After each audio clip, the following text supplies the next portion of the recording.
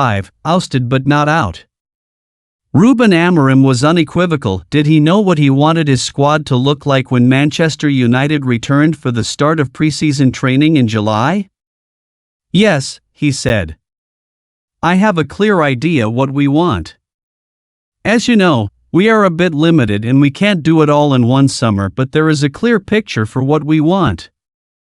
These words were just over 6 weeks ago, as the United head coach bade farewell to journalists following the club's end-of-season tour to Asia, with the club back in training, and the first pre-season game against Leeds in Stockholm on Saturday. It is fair to assume that desired clarity has not yet materialized. The unwanted 5, crucial to free up funds for incoming transfers, are still at the club, though Marcus Rashford, Antony, Jadon Sancho, Alejandro Garnacho, and Tyrell Malaysia are training separately from the rest of the squad. Just one major addition has been made: Matheus Cunha, a £62.5 million arrival from Wolverhampton Wanderers.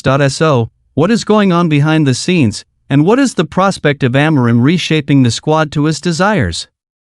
Might United have to consider selling some of their other players to raise funds? On July 4th, United made it known that the 5 unwanted players had asked to leave and would not train with the remainder of Amorim's squad.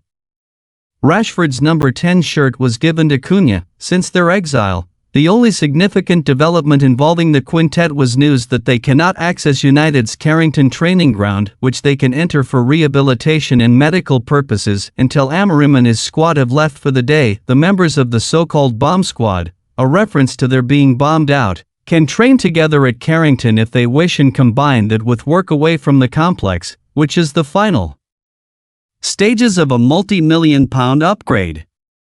But, as far as Amorim is concerned, they are done. This move makes it impossible to think there can be any repeat of the peace deal brokered between Sancho and former boss Erik ten Hag last summer.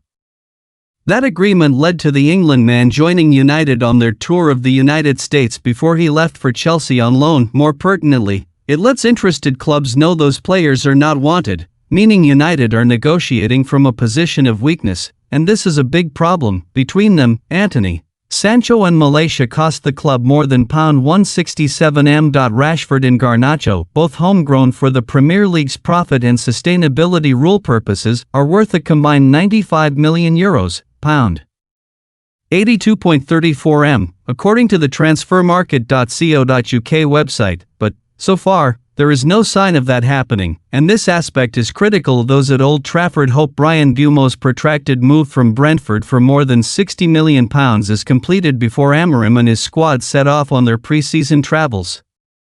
But after that, United will be relying largely on sales to fund more deals. There have been rumors Rashford has been linked with Barcelona, which would be his preference, Sancho with Juventus, although coach Igor Tudor's first choice is to complete the permanent signing of Portugal international Francisco Conceição, who spent last year on loan from FC Porto.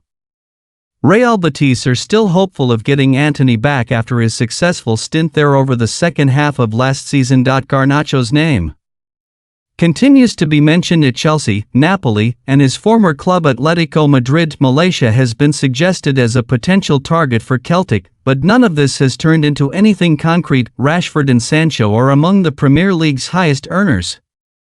Unless either accepts a pay cut, and there have been no suggestions either is willing to do that, United will almost certainly have to offer some kind of financial incentive to allow a permanent transfer or loan to be concluded.